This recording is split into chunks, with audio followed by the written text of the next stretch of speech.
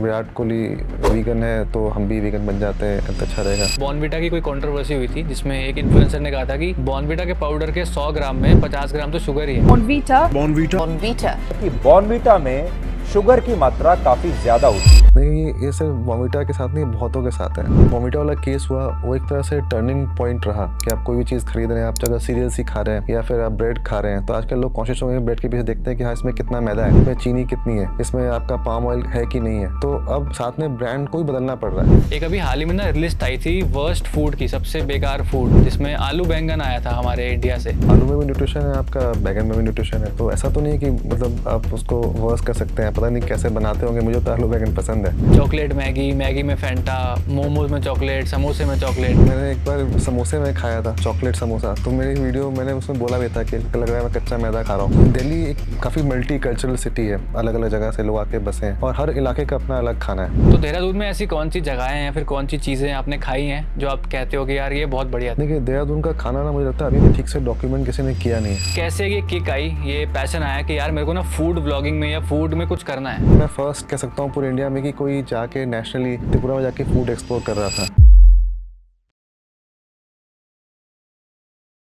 Hello hi नमस्कार, this is RJ Gautam और आज हमारे साथ वॉक टॉक रेडियो पे हैं दिल्ली फूड वॉक्स के फाउंडर मिस्टर अनुभव सापरा जी, जो बहुत सालों से काम कर रहे हैं, एक फूड एक्सप्लोरर हैं। फूड ब्लॉगर नहीं कहते अपने आप को, ये फूड के बारे में लिखते भी हैं और कैसे के औरों से अलग हैं, यही सब बातें हम करने वाले हैं। तो भैया अपने दिल को और अपने मुंह को भी जरा थाम के रखना, क्योंकि जब बात होती है खाने की ना तो मुंह में पानी आ ही जाता है। सर बहुत बहुत स्वागत है आपका वॉक टॉक रेडियो पर। Thank you. सर सबसे पहले आप मुझको ये बताइए कि कैसे ये किक आई, ये पैशन आया कि यार मेरे को ना फूड ब्लॉगिंग में या फूड में कुछ करना है? देखिए, मतलब कभी सोचा नहीं था कि फूड ब्लॉगिंग या फूड एक्सप्लोरेशंस में आऊँगा। मैं एक एनजीओ में काम करता था और एनजीओ में काम करने के साथ साथ ही फूड में इंटरेस्ट आया कि क्यों ना अपने आसपास की चीज़ों को एक्सप्लोर किया जाए। तो जहाँ काम करता था उसके आसपास जो ऑफिस के इलाके थे, वहाँ पे क्या खाने को मिलता है वो एक्सप्लोर करना शुरू किया। और आते जाते जिस जगह पे मैं फील्ड वर्क करता था वहाँ पे क्या खाने को मिलता है वो एक्सप्लोर करना शुरू किया और उसको अपने ब्लॉग पे डॉक्यूमेंट करना शुरू कर दिया, वन एट अ टाइम। मतलब हर हफ्ते एक ब्लॉग लिखना शुरू किया और उस ब्लॉग का नाम स्ट्रीट फूड ऑफ दिल्ली होता था। इनफैक्ट दिल्ली फूड ब्लॉग उस समय नाम भी नहीं था। तो बाद में जाके 2011 में मैंने अपने ब्लॉग का नाम स्ट्रीट फूड ऑफ दिल्ली से दिल्ली फूड ब्लॉग्स किया। और शुरुआती दौर में खाने के बारे में लिखने के साथ-साथ ये था शौक कि लोगों को भी खाने को इंट्रोड्यूस किया जाए, लोगों को बताया जाए कि कहाँ पे क्या-क्या चीज़ें अच्छी मिलती हैं। तो मैंने पहाड़गंज में दिल्ली के पास एक इलाका है, नई दिल्ली रेलवे स्टेशन के पास में, वहाँ पे फूड वॉक ऑर्गेनाइज़ की और सिर्फ़ जाके फ़ेसबुक पे पोस्ट किया कि मैं आप लोग जो भी जॉइन करना चाहते हैं, आरके आश्रम मेट्रो स्टेशन गेट नंबर 1 के बाहर मिलूँगा इस वक़्त और ये फ्री वॉक है, आप लोग सब इकट्ठे होंगे और मैं आपको जगह-जगह पे फूड टेस्टिंग कराऊँगा। तो लगभग पहले ही वॉक में 30 पार्टिसिपेंट्स आ गए। तो उस दिन आइडिया क्लिक किया कि दिल्ली में रहने वाले जो लोग हैं उनको पता नहीं वहाँ पे खाने की जगहें क्या-क्या है। तो हर वीकेंड पे फूड वॉक ऑर्गेनाइज़ करना शुरू कर दिया डिफरेंट लोकेशंस पे। फिर दिल्ली एक मतलब काफ़ी मल्टी कल्चरल सिटी है और हमेशा उसको हम लोग मेल्टिंग पॉट बोलते हैं कि अलग-अलग जगह से लोग आके बसे हैं और हर इलाके का अपना अलग खाना है, अलग फ्लेवर है, अलग टेस्ट है, अलग स्टोरीज़ हैं।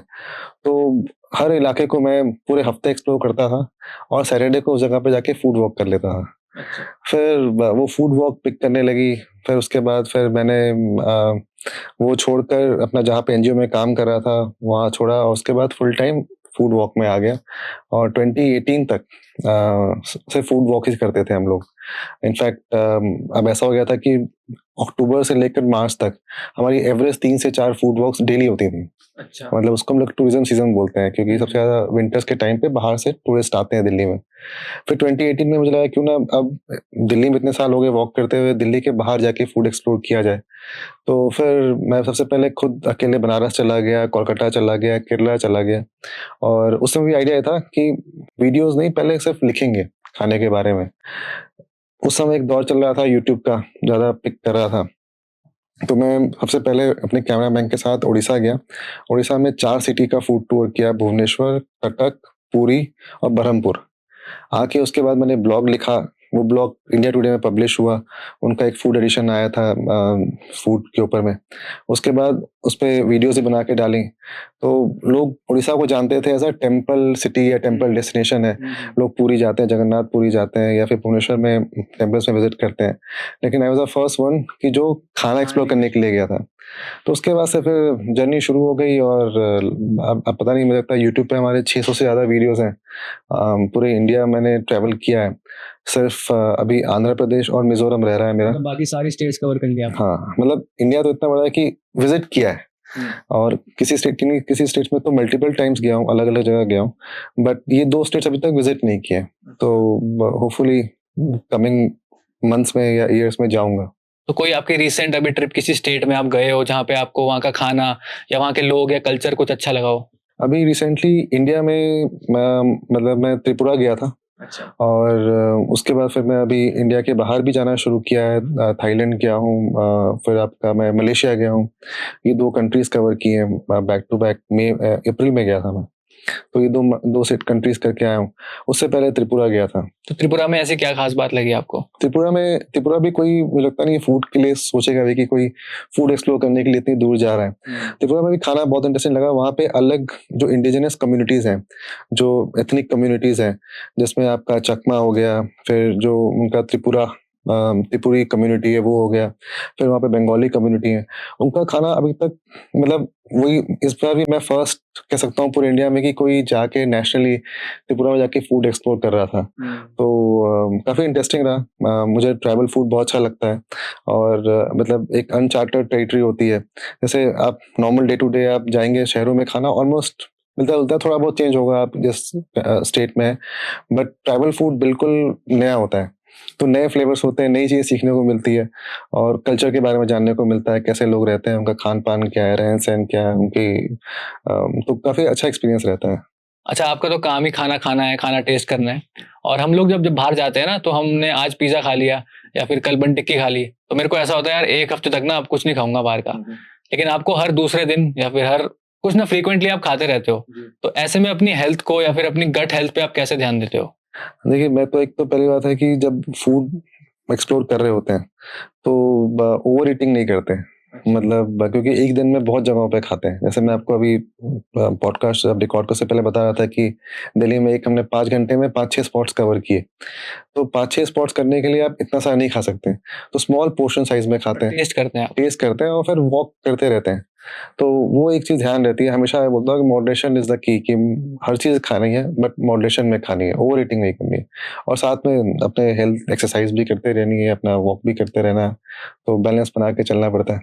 अच्छा, दिल्ली की अभी हम बात कर रहे थे, तो दिल्ली में ना बहुत कुछ खाने को अच्छा-अच्छा मिलता है। हुँ, हुँ। क्योंकि आपने बताया सब लोग वहीं आके बसे हुए हैं। तो कोई 5 ऐसी खाने की चीज़ें जो आप कहोगे कि भैया अगर दिल्ली में आओगे ना, तो कहीं मिस मत करना?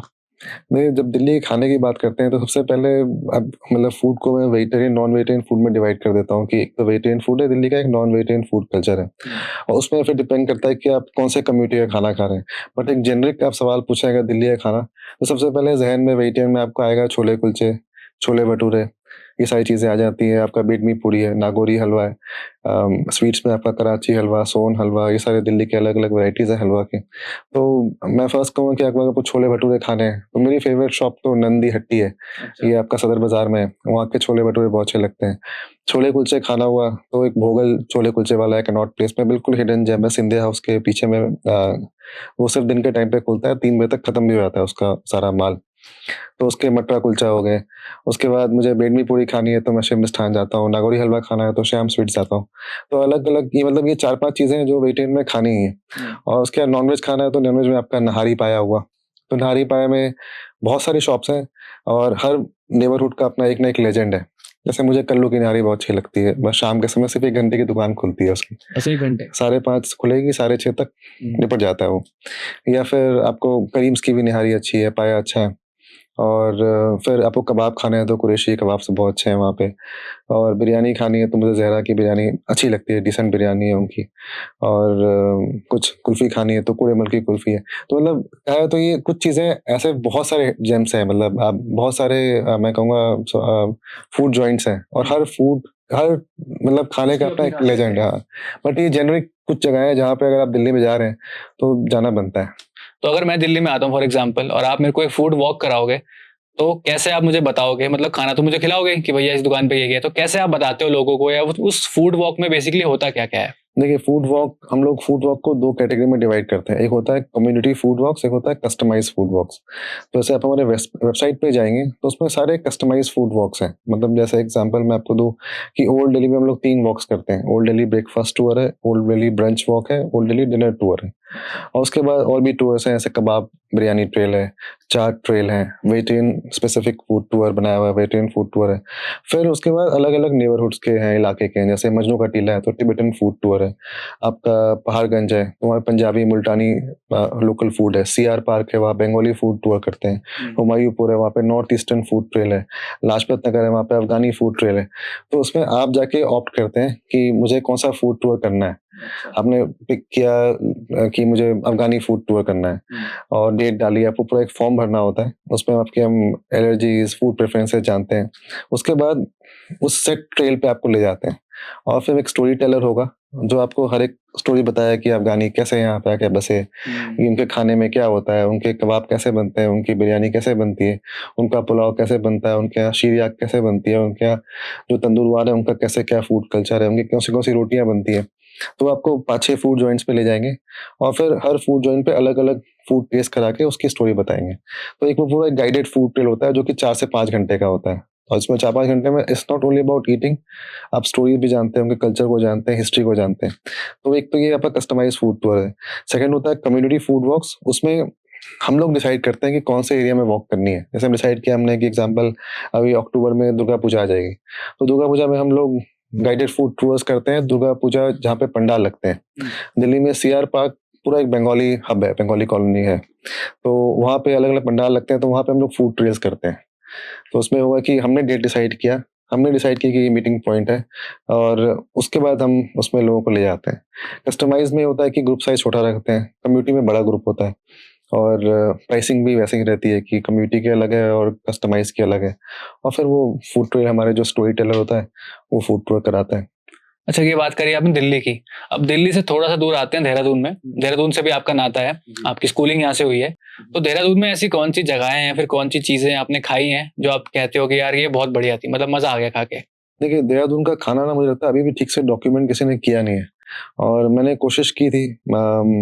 जैसे मैंने 4 एपिसोड शूट किए थे सिर्फ मतलब इनफैक्ट मेरे यूट्यूब चैनल पे 5-6 एपिसोड्स हैं देहरादून के। एक मैंने देहरादून का मोमो ट्रेल किया था, जिसमें अलग-अलग जगह के क्या-क्या वैराइटीज़ हैं मोमोज़ के, कैसे उनको कवर करने का कोशिश की। उसके बाद एक पूरे दिन का सिटी फूड टूर किया था आपका घंटाघर से लेकर राजपुर रोड तक, कि यहाँ पे क्या-क्या फूड ऑप्शंस हैं खाने के। फिर मैंने घंटाघर के पास में जो आपका पूरा पलटन बाज़ार का इलाका है, उसमें ही जाके बहुत सारे और मुझे लगता है अभी और भी वहाँ पे एपिसोड्स बन सकते हैं।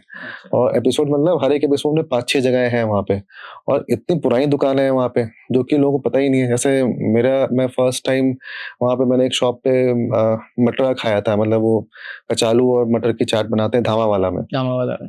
और उनकी स्टोरी जाना था, वो इतने साल से वहाँ बेचते आ रहे हैं, एक फूड कार्ट लगाते हैं, दिन के टाइम पे आते हैं वो। और उनके यहाँ बड़ी इंटरेस्टिंग स्टोरी थी कि बता रहे थे कि यहाँ पे पंजाबी कम्युनिटी भी रहती है, यहाँ पे बंगाली भी रहती है। तो बंगाली जो है वो उसको छोले को वो मूढ़ी के साथ खाते हैं, मुरमुरे के साथ खाते हैं।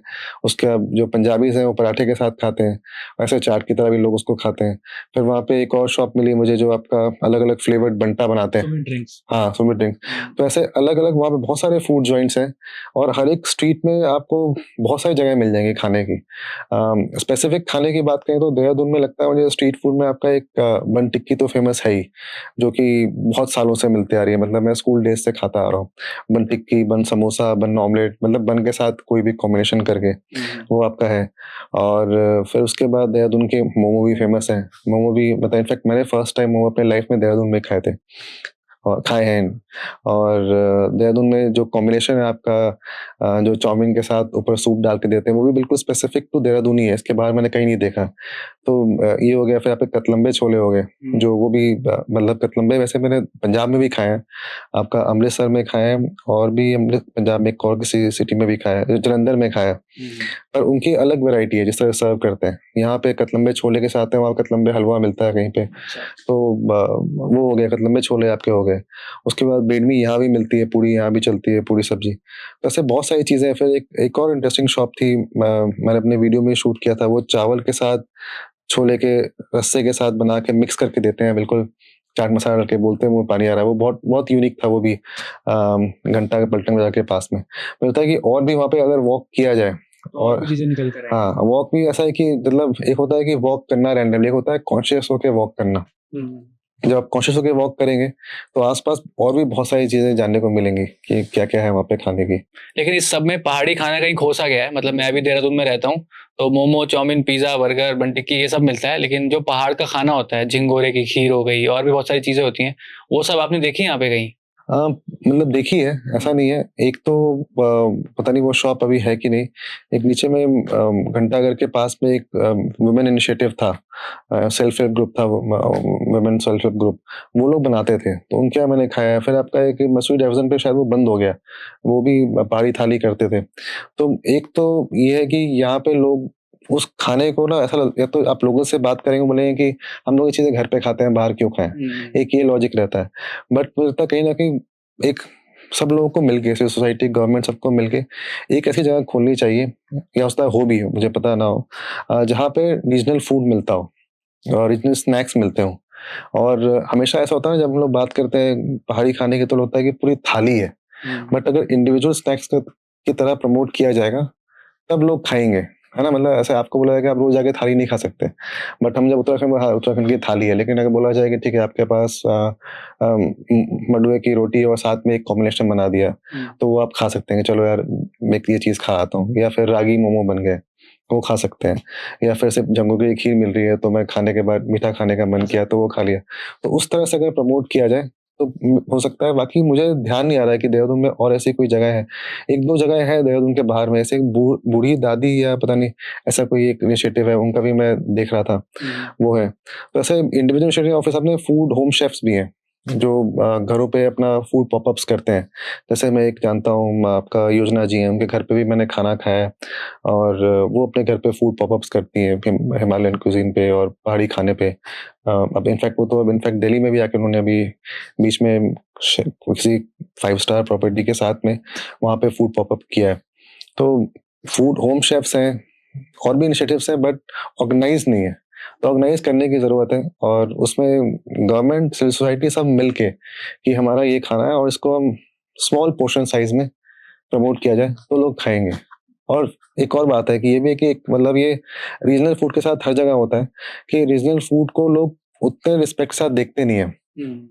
मुझे अभी भी याद है, आपके यहाँ पे, अब पता नहीं है, कहना नहीं चाहिए, मैं 2 बार, एक बार बुलाया था, एक बार सेकंड टाइम मैं गया था उत्तराखंड में। आपका यहाँ पे ये होता है मसूरी में, विंटर लाइट फेस्टिवल। तो उन्होंने मुझे एज़ अ गेस्ट बुलाया, वहाँ पे स्टॉल्स लगे हुए थे, पूरा फूड फेस्टिवल था।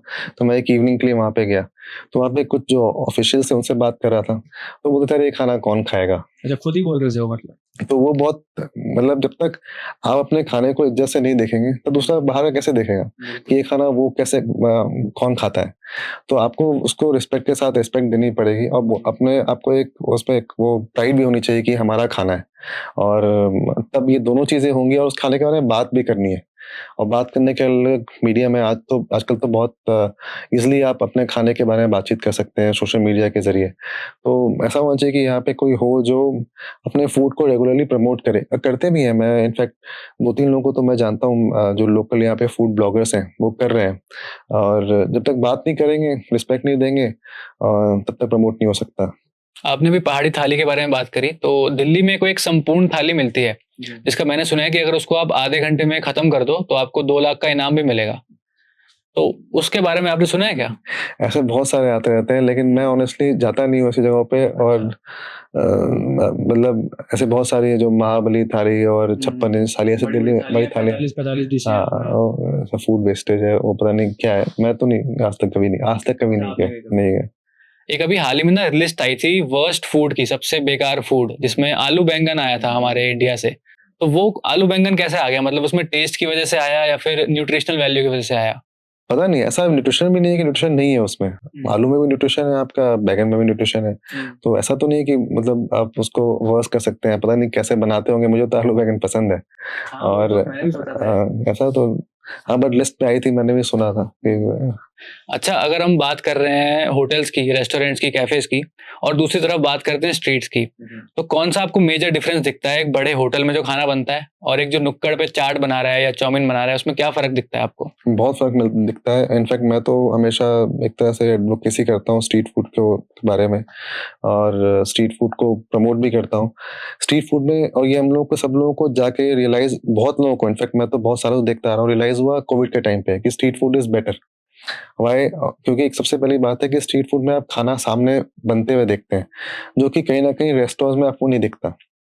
बहुत सारे रेस्टोरेंट्स ने कोविड के बाद ओपन किचन बनाया है, ग्लास लगाया है कि सामने आप देख रहे हैं, बट वो पीछे रहता है।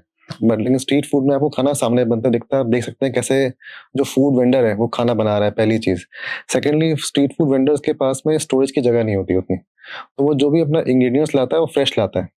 लेकिन बड़े रेस्टोरेंट्स या होटल्स हुए, उसमें वो एक बार में उनका वो बनेगा, लिस्ट बनेगी, एक बार में मीट प्रोक्योर करेंगे, रोज़ तो मतलब डेली-डेली नहीं आएगा। तो ये एक सेकंड चीज़ ये हो गई। उसके बाद थर्ड, मोस्टली जो स्ट्रीट फूड है, जितने भी स्ट्रीट फूड वेंडर्स हैं, वो हेरिटेज शॉप्स हैं मोस्टली। मतलब मैं जहाँ भी देखा है कि इतने सालों से वो बेचते आ रहे हैं, तो उनको पता है अपने खाने के बारे में। तो ये सब कई, मतलब इसके अलावा भी और भी बहुत सारे रीज़न्स हैं, जिससे मुझे लगता है कि स्ट्रीट फूड ज़्यादा अच्छा है टेस्ट में, और सामने बनते देखते हैं, आपको कॉन्फिडेंस आता है, आप खाते हैं। थोड़ा बहुत हाइजीन को लेके ट्रेनिंग की ज़रूरत होती है कुछ जगहों पे, वो भी अब स्ट्रीट फूड वेंडर्स काफ़ी चेंज हुए हैं इनफैक्ट कोविड के बाद से। और हम लोग तो दिल्ली में एक कैंपेन भी करते हैं, जिसमें होता है कि आस-पास स्ट्रीट फूड वेंडर्स को बताते हैं कि अपने आस-पास की जगह को साफ कैसे रखना है। हमने डस्टबिन्स भी वहाँ पे डिस्ट्रीब्यूट किए हैं कि वो लोग, जो लोग खाना खा रहे हैं, स्ट्रीट पे नहीं फेंकें, दूसरे देख के खाना और गंदगी फैले। तो ये है, but overall compare to taste, flavours, hygiene, preparation style, अच्छा है स्ट्रीट फूड का। मैंने भी सुना है कि जब स्ट्रीट वेंडर्स होते हैं, स्ट्रीट जो होते हैं, वो सुबह माल लाते हैं, उसका काम सारा शाम तक खत्म हो जाता है उनका बैटर, और जो होटलों में होता है वो काफी दिनों तक उनके रेफ्रिजरेटर्स में वो स्टोर करके रखते हैं, हमको तड़का लगा के देते हैं एकदम से, हमको लगता है वाह भाई वाह क्या स्वाद आ गया। और एक और चीज़, जितने भी स्ट्रीट फूड वेंडर्स हैं ना, वैसे आप रेस्टोरेंट में जाएँगे, उनके पास लंबी चौड़ी रेस्टोरेंट की मेन्यू दिखेगी।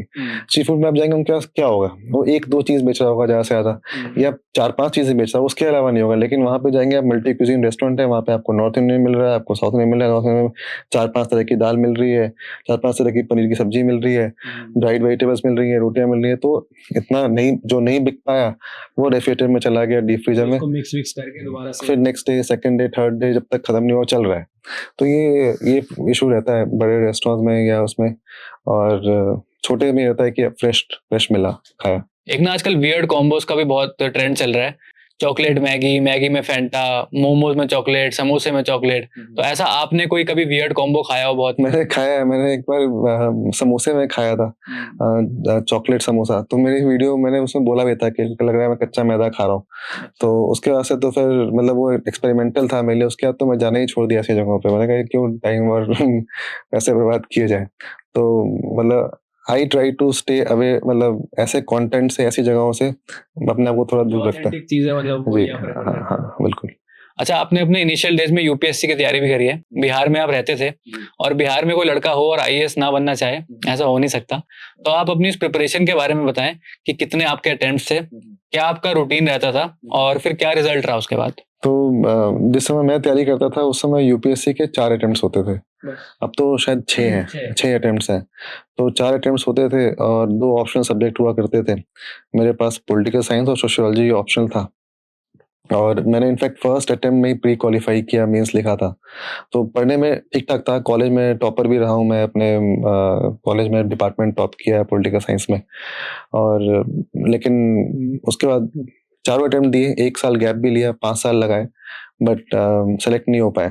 और जिस दिन मुझे याद है लास्ट रिजल्ट आया, मतलब 4th अटेम्प्ट में मेरा प्री भी क्वालिफाई नहीं कर पाया था मैं, तो उसके नेक्स्ट डे मैंने जाके जॉब ज्वाइन कर ली। मैंने जाके ऑक्सफैम ज्वाइन कर लिया, जो कि अच्छी इंटरनेशनल नॉन एनजीओ है, फंडिंग एजेंसी है, वो ज्वाइन किया। वहाँ जाकर 2 दिन 3 दिन काम किया। मुझे लगा मज़ा नहीं आया, मुझे लगा कि यहाँ पे रिसोर्स मोबिलाइजेशन का काम था।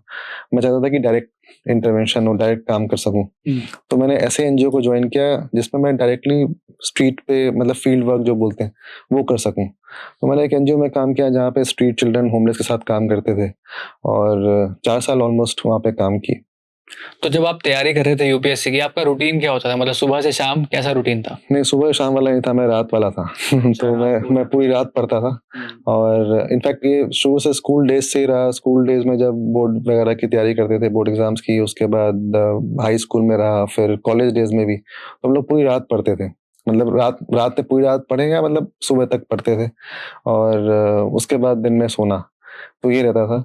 यहाँ भी यूपीएससी डेज में मेरा ऐसे ही रहता था कि मैं पूरी रात पढ़ता था। सुबह इनफैक्ट ब्रेकफास्ट करने के बाद जाके 8 बजे जहाँ मैंने अपना रूम लिया हुआ था मुखर्जी नगर में, जो अभी बहुत न्यूज़ में था, अभी भी है, तो परमान कॉलोनी वहाँ पे वहाँ रहता था। तो उसके नीचे में एक पूड़ी सब्जी की दुकान होती थी। तो रात भर पढ़ाई की, सुबह वहाँ जाके पूड़ी सब्जी खा लेता था मैं, और रेगुलर था इनफैक्ट। और खाने के बाद फिर उसके बाद 8 साढ़े 8 बजे मैं सो जाता था। उसके बाद फिर दोपहर में लंच पे उठा, फिर थोड़ा खाया, फिर सोया, फिर 4-5 बजे फिर पढ़ाई शुरू करता था। तो पूरी रात पढ़ता था। मतलब उस टाइम पे खाने का शौक था आपको? खाने का शौक था, तो बता रहा हूँ आपको ना। मैं उठ के लोग मतलब हेल्दी फूड का तो कुछ पता ही नहीं था कि क्या होता है, ऐसा क्या है। रोज सुबह अपना पूरी सब्जी खा ली, कभी नूडल्स खा लिया, ऐसे ही था। और वो भी होता है कि आप जिस उस टाइम में यंग एज में, यंग फेज में आप सब कुछ पचा लेते हैं, सब कुछ खा लेते हैं। तो अच्छा, हाल फिलहाल में ना, अभी 1 साल पहले मेरे ख्याल बॉर्नविटा की कोई कंट्रोवर्सी हुई थी, जिसमें एक इन्फ्लुएंसर ने कहा था कि बॉर्नविटा के पाउडर के 100 ग्राम में 50 ग्राम तो शुगर ही है। तो उस पे क्या कहना है आपका? नहीं, ये सिर्फ वॉमिटा के साथ नहीं, बहुतों के साथ है। हम जो सॉफ्ट ड्रिंक्स पीते हैं, या फिर हम जो जो मैंगो ड्रिंक आता है, उसमें भी सब में शुगर है। मतलब शुगर तो एक चीज़ है, उसके अलावा भी बहुत सारी चीज़ें जो हमें पता नहीं होती। अब जाके एक लोगों में अवेयरनेस आई है कि फूड लेबल्स पढ़ना, कि लोग फूड लेबल्स में क्या लिखा हुआ है, कि आप कोई भी चीज़ खरीद रहे हैं, आप अगर सीरियल्स ही खा रहे हैं या फिर आप ब्रेड खा रहे हैं, तो आजकल लोग कॉन्शियस हो गए हैं, ब्रेड के पीछे देखते हैं कि हाँ, इसमें कितना मैदा है, इसमें चीनी कितनी है, इसमें आपका पाम ऑयल है कि नहीं है। तो अब साथ में ब्रांड को ही बदलना पड़ रहा है। तो वही मतलब अब लगता है मुझे, वो जो बोमिटा वाला केस हुआ, वो एक तरह से टर्निंग पॉइंट रहा। अब लोगों में काफ़ी अवेयरनेस है, कंज्यूमर अवेयर हो चुका है कि वो क्या खा रहा है, क्या चीज़ें कैसे मिल रही है। तो फूड लेबल्स लोगों ने पढ़ना शुरू किया। अच्छा है, अच्छी चीज़ है ये। एक और बहुत कंट्रोवर्शियल चीज रहती है, लोग कहते हैं कि ना अंडा वेजिटेरियन है, कई लोग कहते हैं नॉन वेज है, लेकिन कई लोग कहते हैं वेजिटेरियन है। तो इस पे आपका क्या कहना है? एगिटेरियन बोलते हैं आजकल लोग उसको। अरे बहुत सारे आ गए हैं, ऐसे जो फिश खाते हैं पेस्केटेरियन होते हैं, जो अंडा खाते हैं उनको लोग बोलते हैं वो एगिटेरियन है। और अलग अलग जगहों का मतलब ये भी लगता है मुझे, कंट्री टू कंट्री अलग जगह स्पेसिफिक होता है। बहुत जगहों पे उसको नहीं मानते अंडे को नॉन वेजिटेरियन, लेकिन इंडिया में शुरू से माना गया। बहुत जगहों पे इनफैक्ट ये भी ऐसे भी बहुत लोग हैं जो मिल्क को भी नॉन वेजिटेरियन मानते हैं। ऐसे जो एक्सट्रीम जो मतलब जो लोग होते हैं, वीगन होते हैं, वो तो खैर डेयरी पूरा अवॉइड करते हैं। पर ऐसे बहुत लोग हैं जो बहुत सारी चीज़ों को कंसिडर करते हैं। मतलब वो इसका असली अभी कोई एक नॉर्मल वो नहीं आ पाया है कि ये वेजिटेरियन है या नॉन वेजिटेरियन है। कई लोगों को कहना है कि मशीन में बन रहा है, कई लोग कहते हैं कि मुर्गी का मेंस्ट्रुअल वेस्ट है। मैंने बहुत सारी चीजें पढ़ी हैं ऐसी। और ये जो वीगन डाइट है, अगर कोई बंदा वीगन डाइट अपनाता है, मतलब दूध छोड़ देता है, पनीर छोड़ देता है, तो उस बंदे में, और जो नॉर्मल बंदा है जो नॉन वेज खा रहा है या वेजिटेरियन में दूध अंडा खा रहा है, तो क्या उस वीगन वाले बंदे को ज्यादा फर्क पड़ेगा, ज्यादा अच्छी उसकी हेल्थ होगी? देखिए, ये मतलब ऑनेस्टली इस बारे में I am not the right person to talk about. ये जो जो न्यूट्रिशन और डाइट पे काम करते हैं मुझे अच्छा बता सकते हैं। बट ये है हाँ कि वीगन एक होता है कि वीगन कई कारणों के लोग वीगन होते हैं। एक होता है एथिकल रीजन है लोगों का, कि हमें जैसा बताया वो मिल्क प्रोडक्ट्स एनिमल से है, उसका हम यूज़ कर रहे हैं, तो एनिमल प्रोडक्ट्स नहीं करना है, मिल्क डेयरी यूज़ नहीं करना है। तो एक वो एथिक, और क्या होता है एनिमल्स के साथ में, उसके लिए नहीं खाते। बहुत लोगों को हेल्थ रीजंस के भी होता है कि लैक्टोज इंटॉलरेंट होते हैं, कि वो टॉलरेट नहीं कर पाते, तो वो अवॉइड करते हैं। तो अलग अलग रीजन के कारण लोग वीगन बनते हैं। और अब तो एक पूरा प्लांट बेस्ड सिस्टम शुरू हो गया है। अब वैसे एक तो वीगन हो गया, बहुत लोग ग्लूटेन फ्री भी होते हैं, जो आटा मैदा नहीं खा सकते, गेहूं का आटा नहीं खा सकते, मैदा नहीं खा सकते, वो सिर्फ ग्लूटेन फ्री फूड खाते हैं। तो बहुत सारे ऐसे डाइटरी सिस्टम्स हैं। कुछ है कि फैट भी होता है, फैशन होता है कि सब लोग, विराट कोहली वीगन है तो हम भी वीगन बन जाते हैं, हेल्थ अच्छा रहेगा।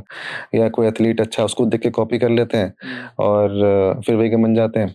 और कुछ लोग होता है कि नहीं, उनका हेल्थ बोलता है कि नहीं, हमें नहीं, लैक्टोज इंटॉलरेंट है तो वो खाना है। और थर्ड, जैसे बताया मैंने, एथिकल रीजंस भी लोगों के रहते हैं। तो कई कारणों से लोग वीगन बनते हैं। तो कॉपी देख के नहीं करना चाहिए, आपका कुछ ना कुछ लॉजिक होना चाहिए।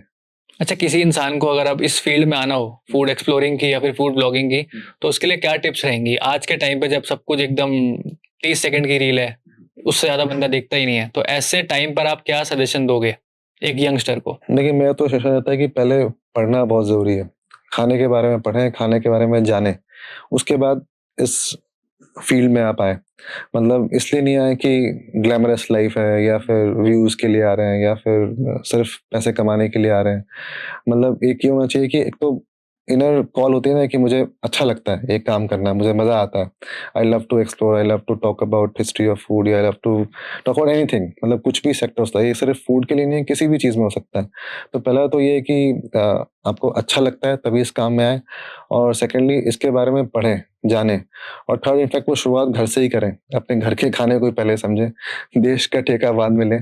तो पहले अपने घर का शुरुआत करें, फिर अपने नेबरहुड को देखें, फिर अपने शहर को समझें, उसके बाद फिर मतलब बहुत सारी चीज़ें हैं। और ब्लॉगिंग में भी है ना, ब्लॉगिंग आज के डेट में बहुत ज़्यादा रिफाइंड होती गई है। जैसे कुछ लोग होता है, फूड में भी बहुत सारी चीज़ें हैं। बहुत लोग जैसे इनफैक्ट जैसे बताऊँ मैं कुछ, कोई टी के बारे में बात कर रहा है, कोई कॉफ़ी के बारे में बात कर रहा है, कोई वाइन के बारे में बात कर रहा है, कोई स्ट्रीट फूड के बारे में बात कर रहा है, कोई वीगन फूड के बारे में बात कर रहा है, कोई ये भी हो सकता है कि रेस्टोरेंट्स को कवर कर रहा है, कोई सिर्फ़ कैफ़ेज़ को कवर कर रहा है, कोई होटल्स के खाने को कवर कर रहा है। तो ऐसे बहुत सारी चीज़ें हैं जिसको आप थोड़ा और स्पेसिफ़िक कर सकते हैं, और उसको करते रहिए बार-बार, बार-बार, बार-बार। जब तक जितनी बार करेंगे उतना आपको लर्निंग होगी, आप अपने मिस्टेक समझेंगे और फिर अच्छा करेंगे। तो बट मेरा ओवरऑल सजेशन रहता है कि पहले करने से पहले अपने इंटरेस्ट को जानें, सेकेंडली पैशन के साथ करें, थर्ड कंसिस्टेंट रहें। आपको कितना टाइम लग गया था मतलब यूट्यूब पे एक लेवल पे पहुंचने, जहाँ पर आप मतलब अच्छे व्यूज आ रहे थे, लोग आप पे कमेंट्स कर रहे थे, आपको अप्रिशिएट कर रहे थे, कितना टाइम लग गया था उसमें?